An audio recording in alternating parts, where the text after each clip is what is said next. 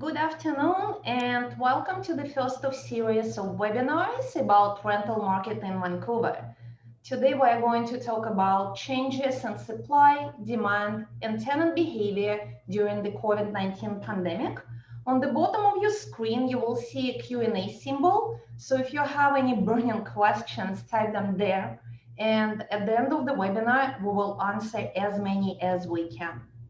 Let me introduce myself. My name is Vera Sal. I'm a licensed property manager and a head of property management division. I have been in real estate business since 2006 and with the company since 2012. Here with me today is Kelly Winton, our senior leasing agent. Hello, Kelly, everyone. hi. Hi, thanks for joining. Many of you may know me, but my name is Kelly Winton. I'm a senior leasing agent, as Vera mentioned, and I've been with the company since 2012 as well, in real estate since 2007. My focus is on leasing specifically. Okay, fantastic. Thank you, Kelly. So from your experience, what changes have you seen in the past year as a direct result of COVID? We've seen many changes as a direct result of the pandemic. It's changed so many aspects of the rental market, from how we conducted viewings to changes in demand as a result of restrictions and inventory changes. Okay, yeah. So can you elaborate a little bit more about the demand? Yes.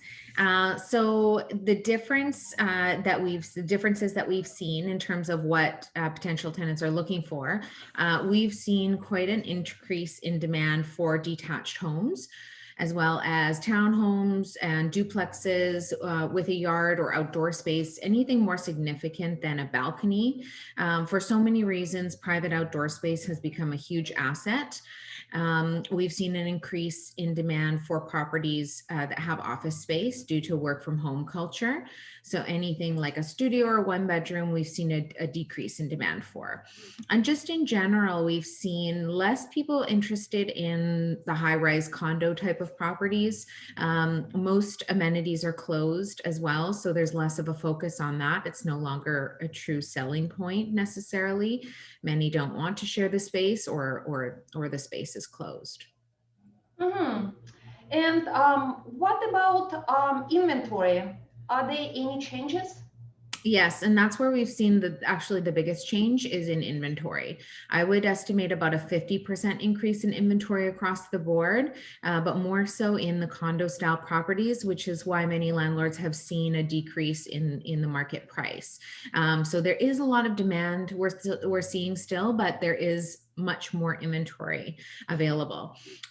We found that this is largely due to the decrease in travel, which means a decrease in short-term daily or weekly rentals. So those properties have been brought onto the long-term market. Many part-time residents of BC are not able to or don't want to travel back. So those properties are on the long-term rental market.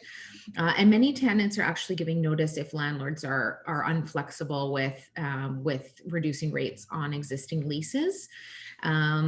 Tenants, which leads me into my next point, tenants who had leases beginning early in 2020 or earlier, up to 3 to 4 years previously, are giving notice on their current leases due to a 10 to 30% decrease in market price. So for tenants, this means that they are able to find similar or even an upgrade in accommodations for the same rate that they're currently paying, or even less. Many landlords are also offering tenants discounted rates in order to stay and sign another lease at the same property so that they don't lose that tenant. And Vera, I have a question for you. What recommendations have you been making to our property management owner clients on your side in regards to incentives to get current tenants to stay in place? Yeah, we've been following the same kind of policies. Well, upon approval from the owner, we offer either temporary or permanent rent discounts, because keeping a responsible paying tenant on this volatile market is much more sensible than finding a new tenant and possibly facing vacancy and perhaps even charging the rent that is lower than the current tenant is paying. Mm-hmm. Yeah, I agree. Okay, my question for you will be, of course, with international travel, kind of coming to a halt. What changes in demographic have you seen on the tenant side? We saw quite a change right in the beginning. So during the height of COVID in the spring of 2020, we saw the biggest difference that we saw was a sharp decrease in production industry clientele. All productions were canceled or put on hold. We have quite a large industry clientele, so that was a big change for us in the beginning. And we saw a decrease in tenants coming in internationally for a while, and an increase of tenants moving around locally. So our ratio of international to local tenants changed, which was something different for us. We've also noticed a change in tenant behavior as well, in regards to how quickly they're acting once they view a property and how many properties they're viewing in general. In recent years, we've seen a competitive market where tenants will view 1 or 2 properties and they have to make a decision to stay. With more inventory available now, tenants are viewing more properties. They're taking their time to make a decision. They're making sure that it's at the right market price, and sometimes even making multiple offers on different properties. Yeah, that's an interesting observation. It's definitely it's challenging. Yes. Okay. And I assume that on your side, the screening process has changed a little bit just with the change in, in our market. How has the screening process changed or shifted on your end in property management? Yeah, absolutely. Very valid question. We definitely have seen how different industries got affected by the pandemic. Hospitality, rental, movie, or travel being hit the hardest. If you deal with applicants with less than stable employment, I would suggest securing a guarantor or ensuring that the applicants are not solely dependent on a paycheck. For example, their spouse is employed, or they have savings or investments, or draw dividends from somewhere else. Screening process for all our managed properties include mandatory credit and history reports that provide very good visibility into the financial situation of that client and how fiscally responsible they are. And also we can see the rental history available on those reports. If you're our TP owner and we don't manage your property, I strongly recommend ordering such kind of reports from Rented Furnished. It's just a small additional fee, but it allows you to make a better informed decision about your applicant. So with increased inventory and competition on the market, what recommendations, Kelly, would you make for landlords to ensure that their property stands out and rents out quickly and doesn't face vacancy? Good question. This is so important because when I have 3 cornerstones that really make a big difference. And when we see these cornerstones change a little bit, then that's when we really see the properties start to rent that have been stagnant or vacant for a while. So the first cornerstone is pricing. So pricing is the single most important aspect when it comes to marketing and making sure that it's in line with similar properties on the market. I try to educate landlords on how searching Craigslist or even our website for pricing comparables isn't going to be an accurate representation of market price. They may be seeing inflated rates from previous rental periods, vacant properties which aren't receiving inquiries and not renting, or properties which are listed at a higher rate but actually renting at a much lower rate. So the advertised rate does not really give an indication as to what the property actually rented for, and it doesn't give you a good idea of where your property stands to it. So I like to try to explain to my clients that what they are getting in rent now or last year or the year before, or even, for the past 5 years is also not relevant because we weren't in a pandemic at that time. And the rental market does shift faster than the real estate market. And pricing is really the number one thing that's going to ensure that you as a landlord and an investor don't lose income due to a vacant property. The second important cornerstone is photos. So when possible, professional photos are the gold standard.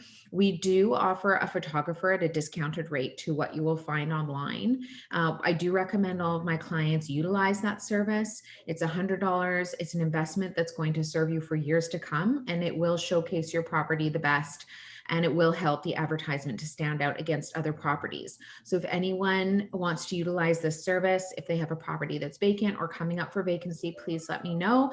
It's something that our photographer gives us a deal, we pass the deal on to you. The second best option would be to have one of so your leasing agent, come and refresh the photos. We know what angles tenants want to be seeing, and how to take the best photos in the best light, and so forth. Making sure the property's clean and tidy. Obviously, these are all important things that are going to make your property stand out when advertising. And the third cornerstone would be your terms. So some landlords have a minimum 6 or 1 year minimum period that they would like. A property which usually requires an annual lease may rent much less than a property which is available on a 3 or 6 month term. So if the strata allows it, I do recommend being a little bit more flexible than maybe you have been in the past. This allows us to find a tenant to bridge the gap between this pandemic time, winter and spring, so that when the property becomes available again, let's say in the spring or summer, we can charge a higher rate and try to get a long-term tenant in at that point. So being flexible with the terms is also really important. So I've spoken a lot, but I'd like to hear from you, Vera. What recommendations would you have to landlords in general? Well, thank you, Kelly, for your tips. They're super, super helpful. Well, my pieces of advice will be actually, I have three. First of all, be proactive. Start a conversation with your tenant. See if your tenant can comfortably pay rent in these challenging times. Deferred rent agreements or reduced rent agreements are a great help to bridge and move onto the more stable economy when your tenants are back on their feet and they draw stable income, and are not affected by the pandemic anymore. Create redundancies in trades, in contacts for move-ins, for emergency handling. Ask yourself a question: what am I going to do if I'm sick, or I have to care for a sick relative, or I have to self-isolate? Do I have additional contacts for repairs if my usual tradesperson has to self-isolate or too busy? We've seen trades now are extremely busy. Or who can I ask for help if I'm not available to move my tenant in? Second advice will be respectful. We're living through such unprecedented times, and everyone is navigating those times differently.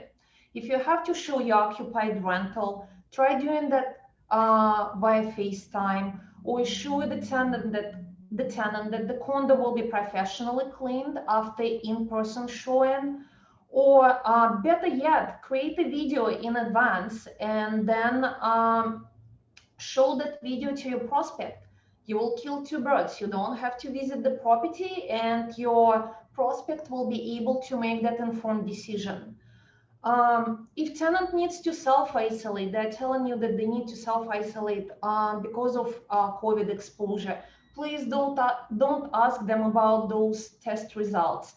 We still respect privacy, and medical records are not the records that the tenant needs to show to you to prove that they need to self-isolate. So be respectful in that sense. And the third one, and probably the most important piece of advice, be informed. Changes in tenancy regulations have been happening fairly often in the past year, and they've been happening in 2021. Join Landlord BC. Their membership is open to general public. Residential tenancy branch is always a good source of information and updates. Government websites, of course.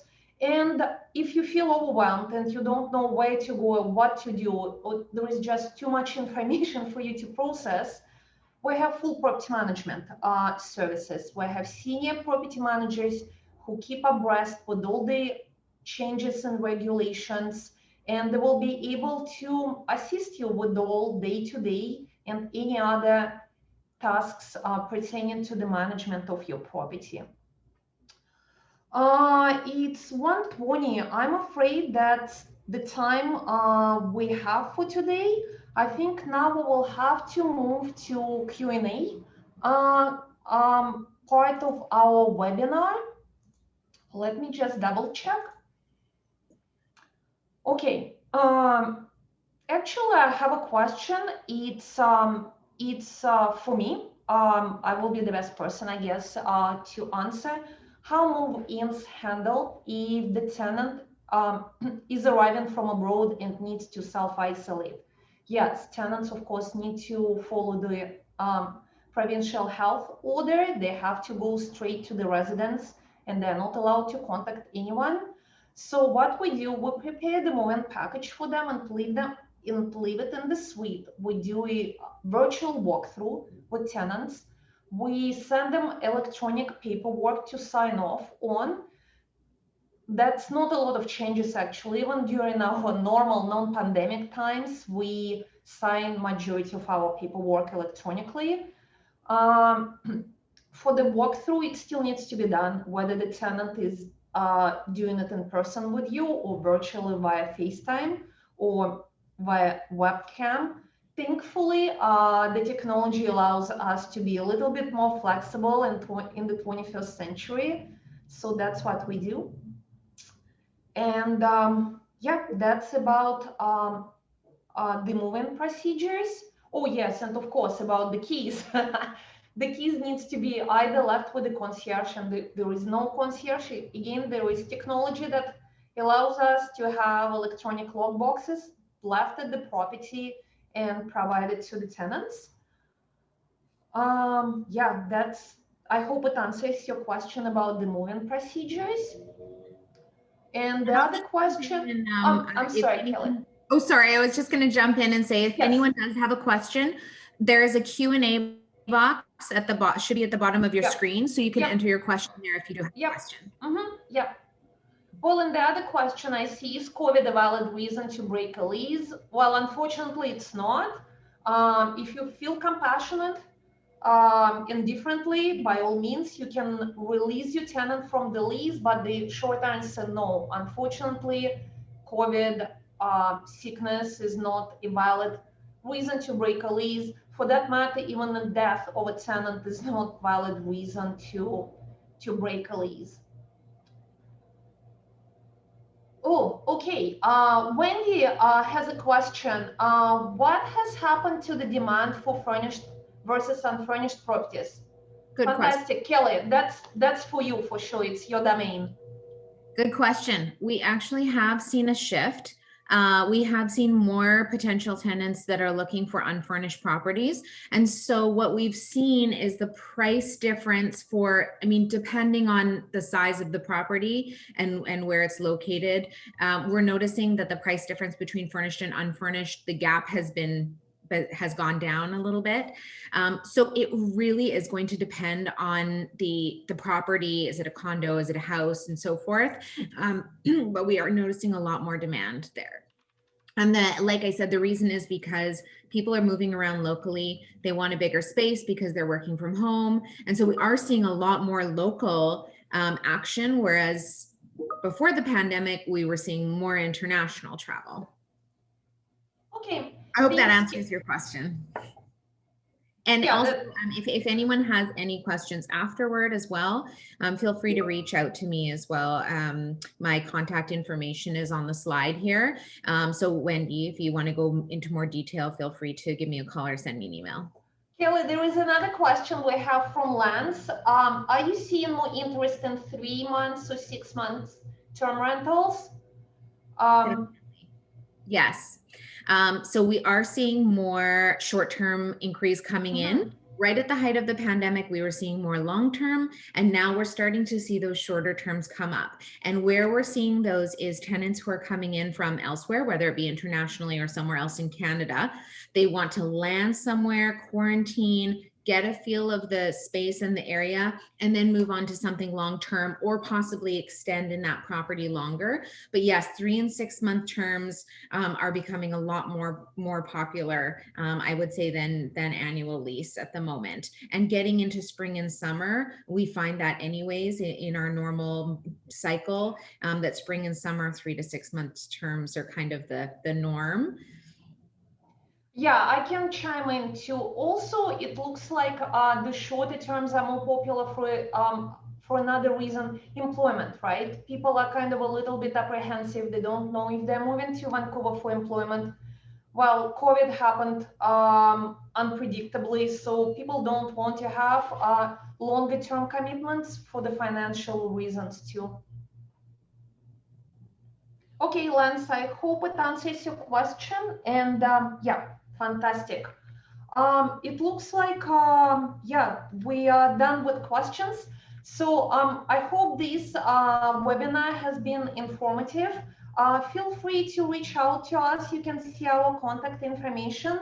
Kelly is working with both owners and tenants on listing and marketing side of the business.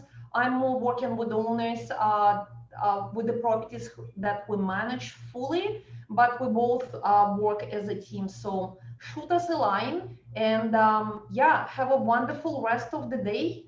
And hopefully we will see you again at our future webinars. Thank you so much. Thanks for joining, everyone. Bye. Bye.